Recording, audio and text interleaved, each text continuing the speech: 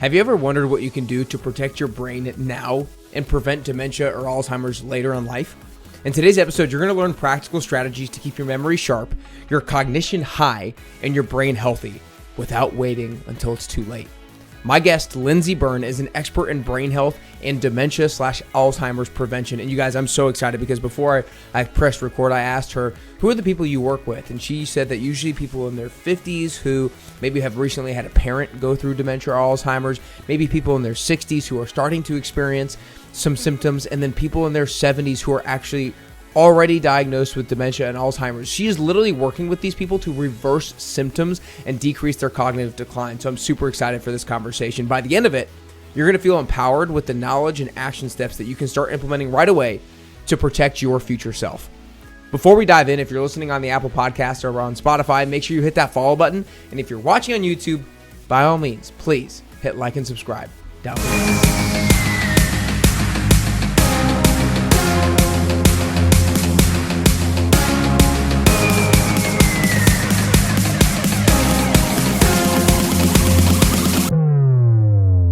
All right, what's up, everybody, and welcome back to the Best You podcast. Today, I am super excited to talk all things brain health, how we can ensure that we decrease the likelihood that we get something like dementia or Alzheimer's, how we can make sure that not just necessarily prevent disease, but also maximize performance of our brain as we get older for cognitive performance, memory, so on and so forth. And we got Lindsey Byrne with us today, and just finished talking with her about how she has clients in their 50s and 60s who are taking preventative measures from getting diseases like dementia and Alzheimer's. And she's also coaching people who currently actually have dementia and Alzheimer's as well. So that's just super, super cool. And it's a topic that's close to my heart because my grandfather passed away from Alzheimer's. And so I know it's something that my dad, it was his dad, I know it's something my dad has always thought about. I know it's something I've always thought about. And so I'm just really excited for today. But I think the way to start today, Lindsey, is to give everybody a little bit a background as to why this is important for you. And so to tell a little bit of your mom's story and some of your own story,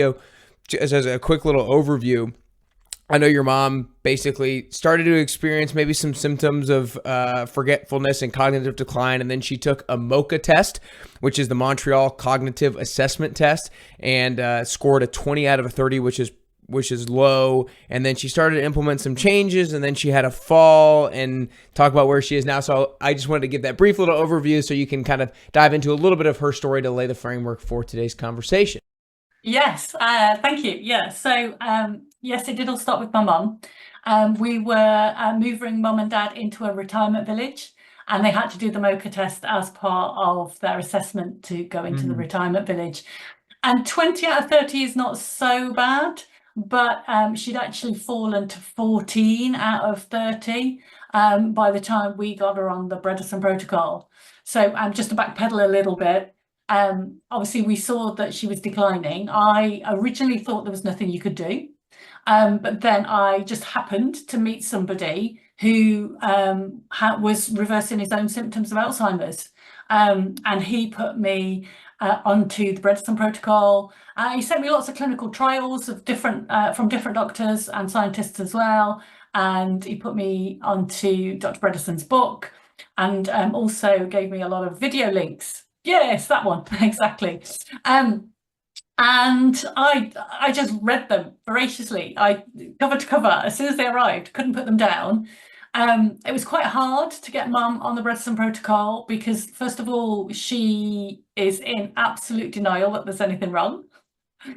Second of all, at the time, I couldn't find a Bredesen practitioner in the UK. There are more now, so that's good. But we found a functional medicine practitioner who at least had heard of the protocol, and she helped a lot. She got us started, and mum improved significantly. Within a few months, everybody could tell, everybody was commenting. So initially I thought it might just be wishful thinking on my part, but once it became absolutely obvious it was working really well, I just decided this was it. This was my new vocation in life. I needed to tell everybody about the Bredesen protocol and that there is something you can do. So I retrained as a health coach. And then mum did have a fall, and she cut her leg quite badly, and she went into hospital. She was in hospital for 17 days. This was kind of when COVID pandemic restrictions were still on. So I think the only reason she was in 17 days is because the hospital couldn't get their act together to get her discharged. But in that time, I mean, she just declined so fast. She was confused. She'd never been confused before. And I was really scared that this may be where she would have been without the protocol. But I was also really scared that we might not get her back. But yay, she came out.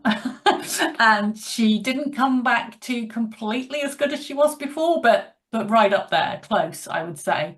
She's had a couple of incidents, physical health incidents since that have set her back. And every time she doesn't come back quite as good as she was before. But she's still, 5 years on, she's still a lot better than before we started. And apart from whenever we have a bit of a health issue, she maintains. So I'm happy with that. Yeah, no, that's awesome. So before she moved into this retirement home, she had gotten to a 14 on that MOCA test, where most people, the test is pretty simple. I've never taken the test, but from what I read about the test, test is pretty darn simple. If your brain is functioning as it should for the most part, and you're not having actually cognitive decline, you should be scoring a 30.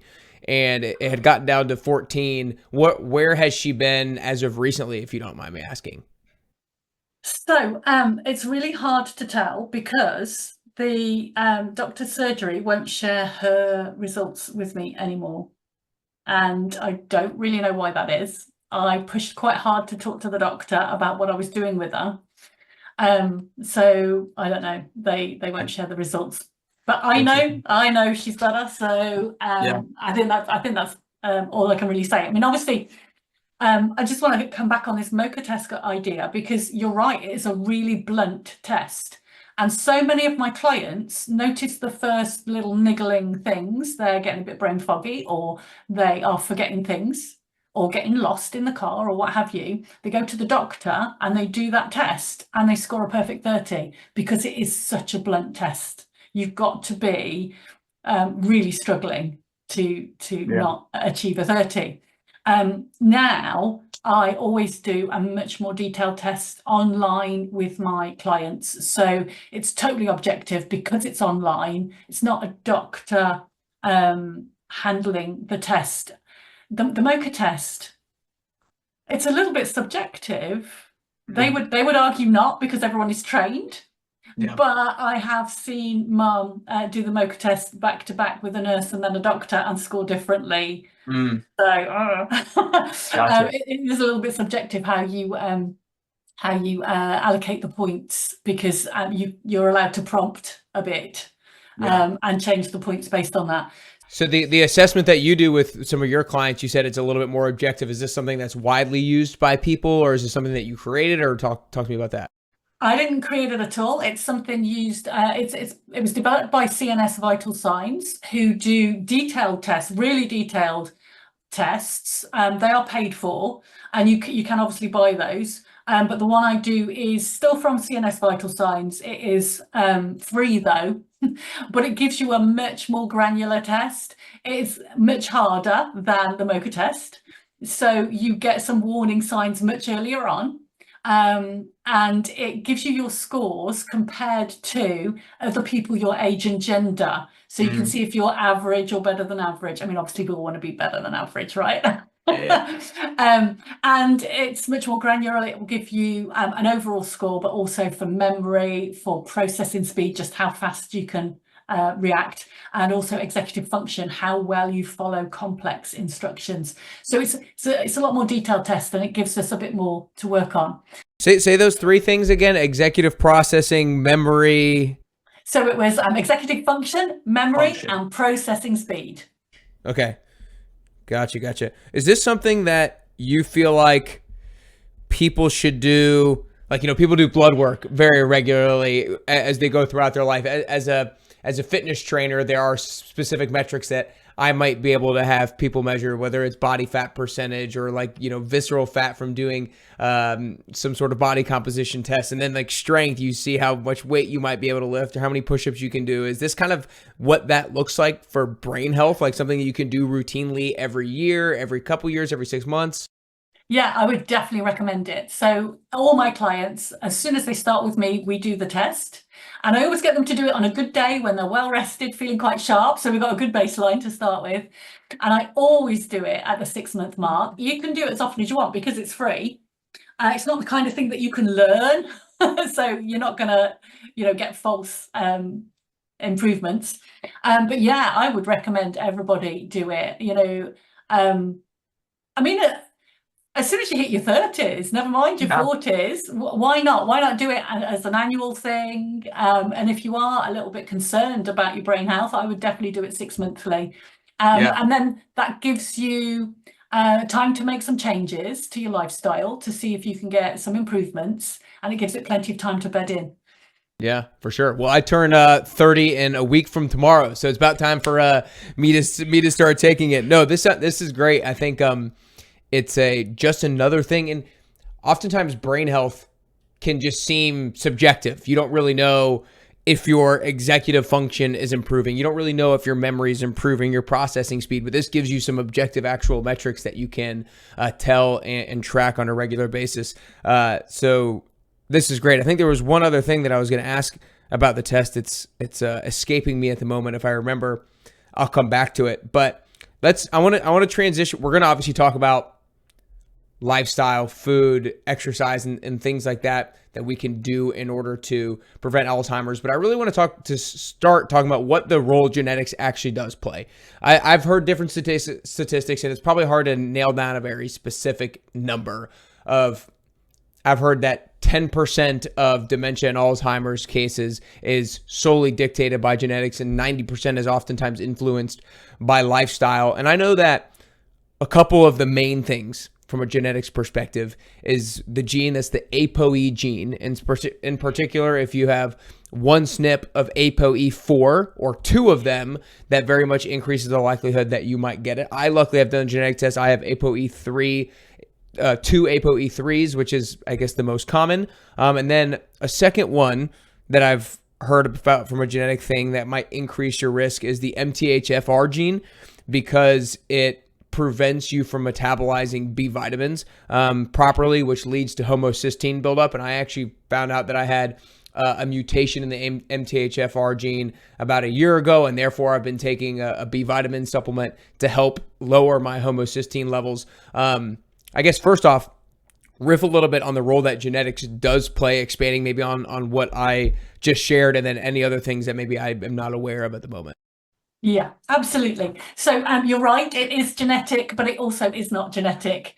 So you're right, the ApoE4 gene does raise your risk levels. So if you've got one SNP, it raises your risk a little bit. Obviously, if you've got two SNPs, it's going to raise it quite a lot. However, there are people with two SNPs who live their entire lives and never get dementia, and there are people with 3 or 2-3 with no ApoE4 who do get dementia. So it is quite lifestyle oriented. There is a tribe in the Amazon basin called the Tizame tribe, who some of the people who live there have got double ApoE4s, and they are sharper than the rest of them. Mm. So it is our lifestyle, our Western lifestyle, and what they're doing to our food and all that stuff. And you're right, there are many other SNPs as well. So the MTHFR, there are lots of methylation SNPs, and they're really, really common. So don't beat yourself up. I think about, I can't remember actually the portion of the population who have that. I have it, my mum has it. And so I also take methylated B vitamins. So that's an important point for anybody out there. If you have done your DNA and you do know that you have some methylation SNPs, you can't take any old cheap B vitamins. They have to be methylated, so that because it's the process in the methylation that your body's not doing. But there's lots of other SNPs out there as well. My mum's passed on quite a few to me. Thanks, Mum. But you can do a DNA report, you can do blood tests, you can find out all those markers and see. Because the thing is as well, just because you have a gene or a SNP doesn't mean that, if you haven't got a double copy of that SNP, what if the other, the good SNP is the dominant one? How do we know? So it's good to have the DNA test and some blood tests to back it up as well, so that you can see how things are working out in your body. Homocysteine is really inflammatory if it builds up, so it is important to get that out. So you do need your methylation, you do need your B vitamins, but there's lots of other SNPs as well that are all looked at in the Bredesen lab panels and blood tests, so that you can find out what your root causes are and supplement specifically. Do you know, I hear people all the time telling me, oh, this is a good supplement, that's a good supplement, this is a good mushroom, this is, you know, they tell me all the things that are good for brain health. And I'm like, yeah, they are. But is that for you? Is that for me? You know, I would rather people spent the money on seeing a practitioner and finding out exactly what they need, and then spend their money targeted on specific supplements that are really going to help them, than guessing a bit, having what everyone says works for them. Because you could actually trip up and have something, well, you could waste money on something that's not doing any good, but you could trip up and actually have something that's working against some of the things that your body needs. So I think supplements are a bit of a minefield. People think, oh, you could just take supplements, that they don't harm you, but actually, yeah, you have to take supplements for the sake of deficiency or for the sake of a particular reason, not just for the sake of taking it. And for those of you guys who are listening and have not heard like the term SNPs before, it's basically you get a gene for a particular type of gene. You get one from your mom, you get one from your dad, and when we're talking about one of the two genes, we're talking about that's what we call a SNP. So that's, if you hadn't heard that term before. I also have read and know that women are oftentimes 2 times more likely to suffer dementia than men. And I've read on, I think maybe in the preview of your book, that's because of hormonal changes that happen in menopause. Is that correct as to the reason why, or why is it so much more prevalent? Big part. It's a big part of the reason. So yeah, we have hormonal changes in menopause. And these days, you know, it's not just that you know, Mother Nature wouldn't have given us a problem and no way of dealing with it.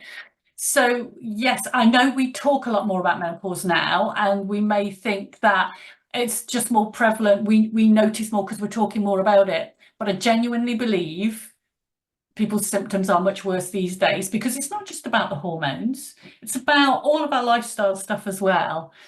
It is true that estrogen is very protective. So if we're eating too much sugar, it's very protective of insulin resistance. If we are having inflammation, it's very protective of that. So of course, when our estrogen drops, then that protection disappears. But that's not the estrogen's fault, nor the dropping of the estrogen's fault. It's our lifestyles up until that point that we've been getting away with. And now the protection has gone, it's showing up. So yes, it is a big factor. There are other factors as well. Are there what are maybe like some specific lifestyle things? Like, is, you know, you just said when estrogen drops when you're in menopause, it's, well, you said estrogen is protective of insulin resistance and inflammation, which are 2 potential causations of something like Alzheimer's and dementia. And so it seems like the goal would be to try to decrease the amount that estrogen drops. And so what are different ways that people can do that, whether that's hormone replacement or whether that's lifestyle things, in order to bring that number back up? Well, of course, we can do bioidentical hormone replacement therapy to give us those hormones. They probably don't need to be at the same high level. I mean, they are sex hormones and we don't need them for reproduction anymore, but the rest of our entire body does, but at a much lower level. Men have estrogen in them. All of our organs, including the brain, needs estrogen. So we could replace those. But I meet women who go on HRT and they tell me, oh, it's cured most of my symptoms or some of my symptoms. And I wonder what's happening at the other end, what's happening with the hormone receptors. You know, all of the plastics that are leaching into our food, all of the chemicals, the ultra processing, the preservatives, etc. A lot of those are endocrine disruptors. That means they attach to the receptors. So even if you're taking HRT, it might not be getting where it needs to get to. So, you know, I would not advise. I'm a health coach. I'm not a medical practitioner, so I'm not going to advise anyone to do HRT or to not do HRT. It's a very personal choice. But I would say, even if you're doing HRT, whether you are or not, clean up your lifestyle, clean up your food, get rid of all the plastics in the kitchen. You know, cook from scratch, and get rid of all those chemicals. Yeah, for sure. I don't know if this is up your wheelhouse or not, and if it's not, we'll move on. But you said that a lot of these things like plastics, preservatives, et cetera, we can go down the litany of things that are endocrine disruptors. And when they're endocrine disruptors, then it damages the endocrine receptors. So even if you're replacing those hormones and adding estrogen into your body, the receptors aren't, for lack of better terms, receiving it or, or whatnot. What happens to the hormones if they get in and they can't be received by the body? So I just want to say it doesn't necessarily damage the receptors. It's just attaching to the receptors. So it's blocking them. I don't want anyone to think that you can't, clean up your act and everything goes back to working normally. But yeah, if the hormones are just cycling around, I mean, your body should, once you've used some hormones, your body should flush them out and you just get rid of them the normal way. But lots of us also have SNPs around detox. So some of us don't detox certain things particularly well, and hormones can be part of that. I have SNPs around that area, so I have to be very careful to eat things that really help us to flush out estrogens, particularly out of the bloodstream, that are used, and we want them gone. We don't want them recycling and building up until we're at a point where we're actually estrogen dominant, where our estrogen is much higher than the progesterone balance it should be in balance with. And then you get all manner of symptoms. So if you're younger, you would be getting very painful periods, PMS. You might be getting endometriosis, cysts on your ovaries, all manner of things. So we need to flush those out. Lots of broccoli. This is such a so valuable that we're talking about this. I feel like when I'm hearing this, I'm like, people, getting genetic testing done is so important, to know some of these different things that your body is predisposed to not do as well or do very well. So like, for example, with you, when you have SNPs that are not as good to detox, as good at detoxing, for, I guess, lack of a better phrase, are you able to like supplement with that? Or you're just specifically like, okay, I know that this SNP is not as good at detoxing, so I can use a specific food and need specific nutrients to help that process along a little bit better? I tend to do both. So I'll eat a lot. I eat a lot of brassicas, so broccoli, kale, cabbage, all of those, cauliflower, all of those good things. I eat lots of that, and lots of sulfur-containing foods as well, like onions, leeks, garlic, those kind of foods. So I do eat a lot of all that stuff to help me detox, because I want my body to do the best job it can, but I do supplement as well, just to make sure, just to be on the safe side. Yeah, of course. No, that's awesome. So I think this is a perfect segue into diving into kind of nutrition in particular. Before I ask that question, though, I know that the way that you kind of coach people is through like 12 different areas with your Wellness 360 map. One thing that is unfortunate about Alzheimer's and dementia is it's not just one thing that causes it. It's a whole host of different things that contribute a certain percentage of the reason as to why you might get it. And so the Wellness 360 map is basically kind of like 12 areas of your health life, if you will, that you can, that are potential reasons that would increase or decrease the likelihood of you getting one of these diseases or experiencing cognitive decline. And that's eating/nutrition, that's moving and exercise, sleep, stress, stimulation, detox, supplements, recreation or fun, friends and family, oral health, finding meaning or purpose in life, and physical environment. Now, obviously, if we had 5 hours to talk today, we'd be able to get into all 12. So we're not going to be able to get into all 12, but I do want to start with one, with being nutrition. I've always heard from the nutrition side of things, there's kind of like a few different buckets, at least that I think about.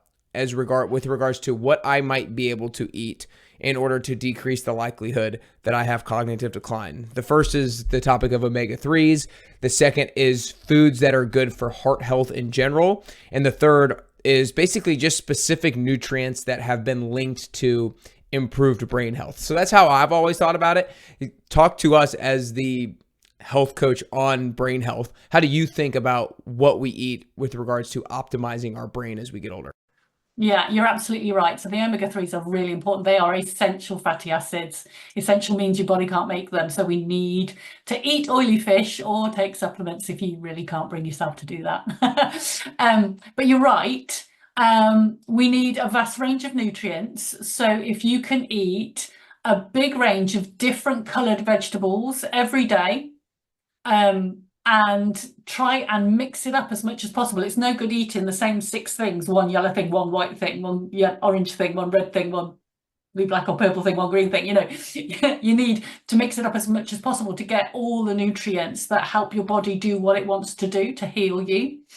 So yeah, all the things that you were talking about are absolutely right. The thing that I would add to that is that if you are already noticing some symptoms or some slowing down, I would recommend a ketogenic diet. Now, we've got to be quite careful with this because you can go online and Google ketogenic diets, and some of them look pretty dirty, like way too much protein, which is not great for your kidneys, but also lots and lots of saturated fats. That is not what we mean. It's very much like a Mediterranean diet, but without the simple carbs. So no only non-starchy vegetables, no starchy vegetables, no wheat, nothing made from wheat like pasta or anything like that, no sugar, no rice, but lots and lots of lovely colourful veggies, a normal amount of protein. There's plenty of sites that you can calculate your protein needs today on the internet, and lots of healthy fats. So lots of us in the 90s, 80s and 90s, thought that fats were the bad thing, fats were the enemy. Actually, sugar is the enemy. We've got to cut that out completely and eat lots of really good healthy fats like extra virgin olive oil, avocados, nuts, seeds, and as we said, the oily fish, or get your omega-3s some other way. And that is really good for the brain. The brain craves fats. And the reason I'm talking about a ketogenic diet is, back in the day, in the past, when we were primitive people, we would eat plenty of sugar all summer. We'd be eating loads and loads of fruit. And that would raise our insulin levels, which is there to help us store fat to get us through the winter. But in the winter, we'd have no sugar sources and we would live off our fats in our body. And basically, in order to use the fats up in your body, the liver produces ketones. Now, our brains can use sugar, glucose, or ketones as a fuel source. But as we age, our brains get less good at using glucose as a fuel source. But our brains never stop being able to use ketones. So back in the past, the way we're evolved, the way we're designed to be, is to be metabolically flexible. We can switch between using sugar or ketones as a fuel source. And we're just not like that today because there are carbs everywhere. We never have a winter. So we're eating all this sugar and all these carbs and our insulin is sky high and we're storing fat for the winter and the winter never comes. Yeah. I feel like in the winter, everybody increases the amount of carbs that they have now with holiday season and whatnot. That's awesome.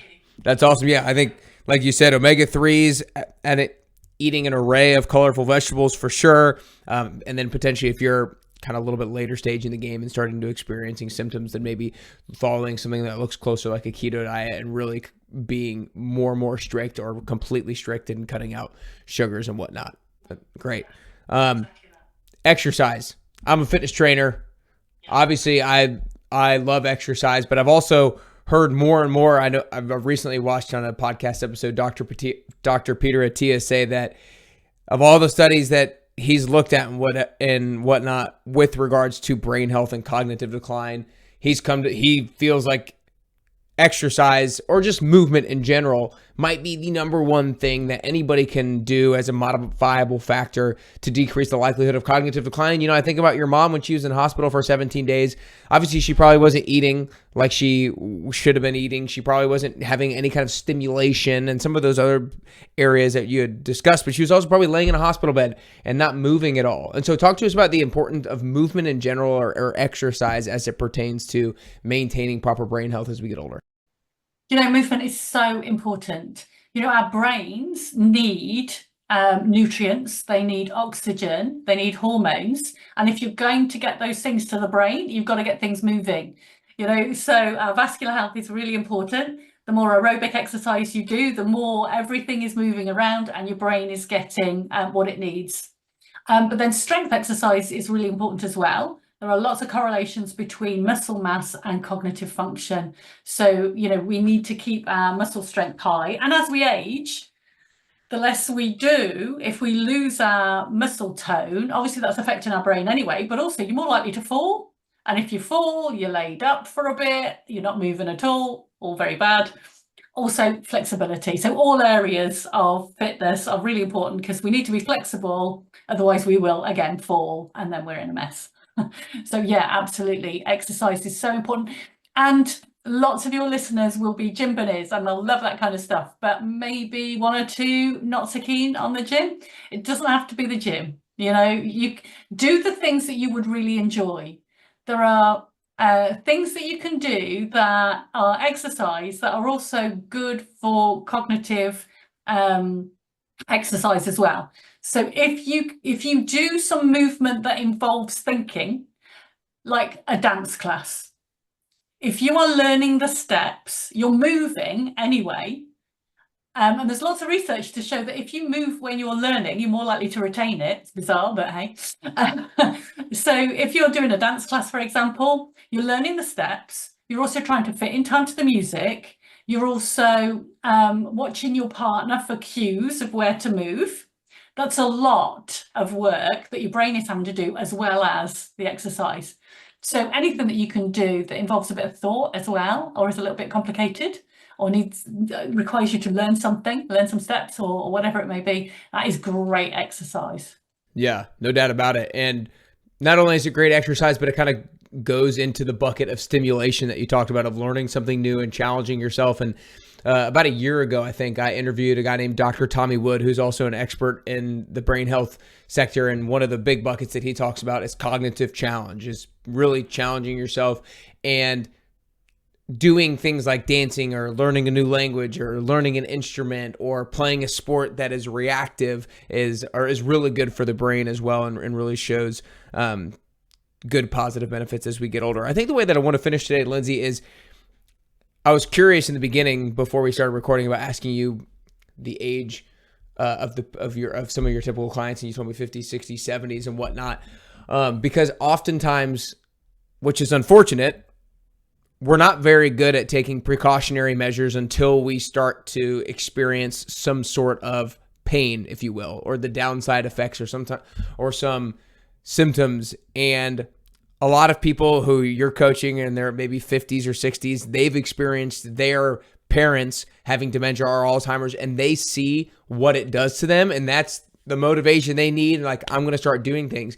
And some people who are listening are going to be in their 50s and 60s, but a lot of people who are listening are going to be in their 40s and their 30s and maybe their late 20s as well. And it's like, it is never too early to start doing this stuff, and you need to get on it, and the sooner the better. What are some like coaching things that you do for like maybe your 50-year-olds who are not as good at executing? It's like, you really need to make sure you get on this stuff. What are some coaching pieces of advice that you have for people to really get on this stuff, take it seriously, and execute on it at a high level? So something really for your listeners, you're saying sort of 20s, 30s, 40s. This is a really hard-hitting statistic, but the fastest growing area of dementia is young onset.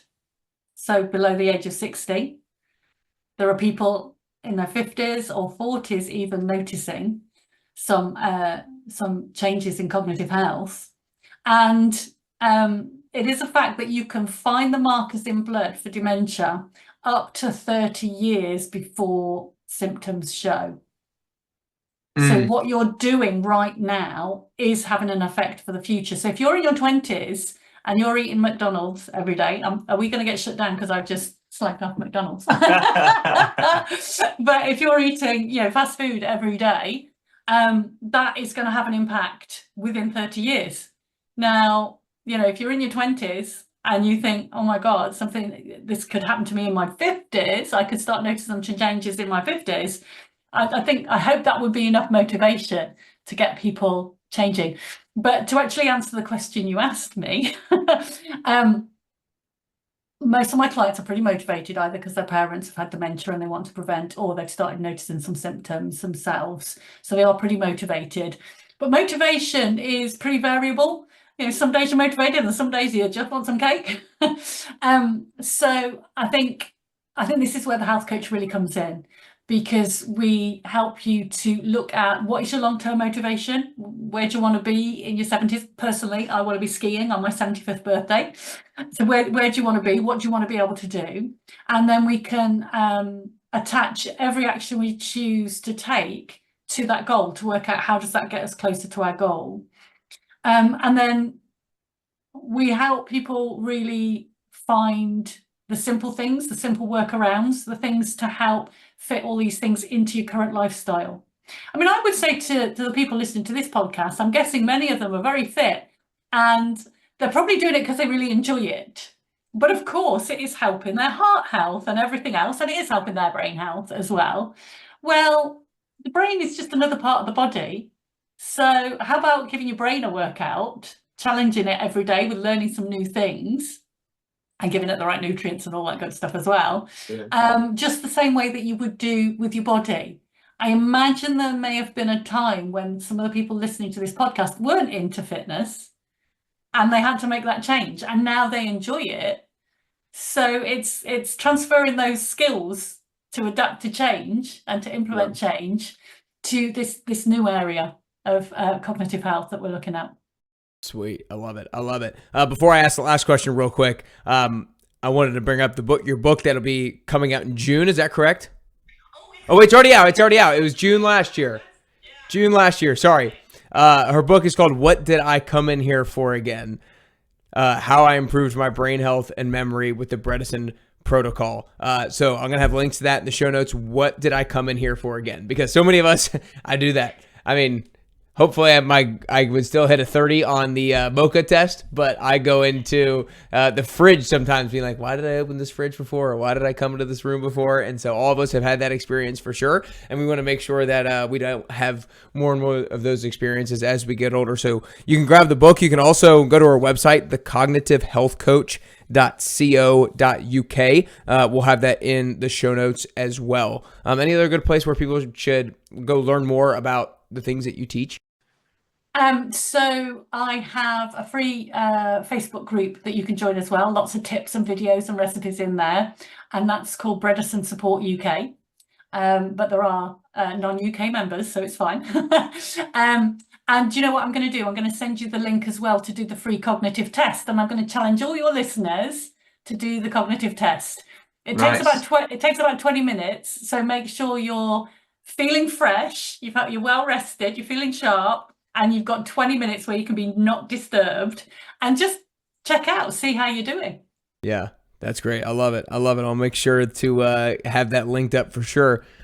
Last question. I know I mentioned how there's 12 different areas on your Wellness 360 map, and you got to do a lot of different things if you really want to optimize your brain health. But for you, if time is stressful and time is very low, but you're like, I know I have to do this either every single day or every single week, what are like the 3 things that you're never going to make an excuse to miss? Like, I'm always going to make sure I take this supplement, or I'm always going to make sure I sleep well. Like, what are like maybe the top 3 that you're like, no matter what's going on, I'm getting this done because I know how important it is? I do a lot of them, no matter what. Hell yeah, that's what I'm talking about. Yeah, exactly. I mean, I do them all. And if I'm away on holiday, I do most of them. I might prioritize some certain supplements and leave some behind, but I pretty much do everything all the time.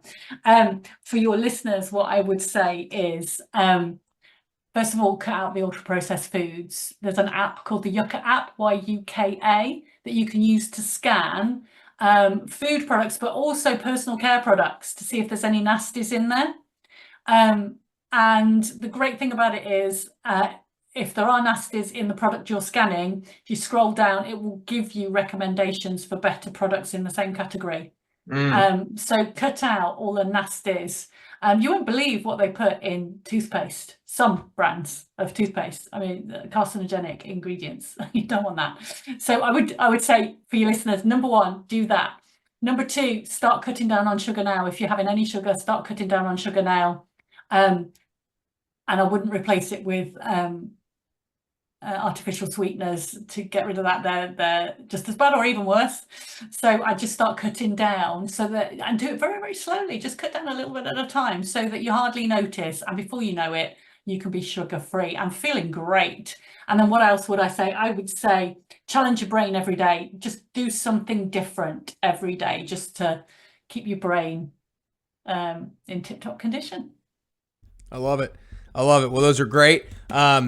I absolutely love this, from talking about the CNS vital signs test and how we should do that very regularly just to make sure that things are good, and so we can get a jump on it if we are starting to experience symptoms. Like, obviously in an ideal world, we're doing all of this stuff for years and decades and we never experience symptoms. But if we do happen to experience symptoms, then we can really get on it, and that'll motivate you even more to really get on some of this stuff. And then diving into a little bit of the hormone stuff with females and foods, and so much great stuff here that I know a lot of people learned a lot from. So I hope you guys took notes, and I hope you have started to identify some things that you can do on a daily basis and weekly basis to start optimizing your brain health and decreasing the likelihood of cognitive decline as you get older.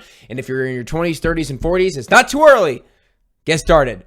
And if you're in your 50s and 60s and you haven't started it, it's not too late. So get on it as well. Well, Lindsey, I'm excited to see a picture of you skiing on your 75th birthday someday. But other than that, that's all we got. I really appreciate your time. Thank you. Man, what an awesome, insightful, and powerful conversation with Lindsey. I hope you guys walk away feeling more empowered of what you can do to improve your brain health as you age. If you haven't already, if you're listening on the Apple Podcast app or on Spotify, hit that follow button so you don't miss any future episodes that can help your brain, your heart, or any other part of your health in any area of your life. And if you're watching on YouTube, make sure you hit like and subscribe down below. Here are my 3 biggest takeaways from this episode. Number 1, genetics play a role. They absolutely do. So you should know them. I really would recommend a lot of people do genetic testing. And then once you get that feedback, you can eat, exercise, and take supplements accordingly. Takeaway number 2 is cognitive testing should become just as routine as getting blood work done. I'm actually really excited. She's going to send a specific link that you can take a cognitive test that she talked about during the episode. It's going to be in the show notes down below, where you can take it and see what your scores are right now. And whether or not you're experiencing any kind of symptoms, that can be something that can be motivating to be like, boom, I'm going to get better. I'm going to have my processing speed faster. I'm going to have my memory better, so on and so forth. But also, especially as you start getting older, you want to keep tabs on this so that if you start experiencing some decline, you can start doing something about it. And then third and finally, there are clear, actionable ways. Like, don't just think it's genetics, because it's not. There are clear, actionable ways with nutrition, exercise, better sleep, etc. to fight cognitive decline starting now. It's never too early, and it's never too late. From a nutrition perspective, think about omega-3s, your fatty fish. Think about heart-healthy foods like your extra virgin olive oil, your avocados, your nuts and seeds, etc. And also think about all of the different colors of fruits and vegetables. And stay away from processed sugar, of course, and exercise. Your brain needs oxygen and blood flow. If you can do these things, not only is your brain going to be more super powerful as you get older, you're going to decrease the likelihood of cognitive decline, so you're going to be your healthiest version of yourself, and therefore you'll get closer and closer to your best you.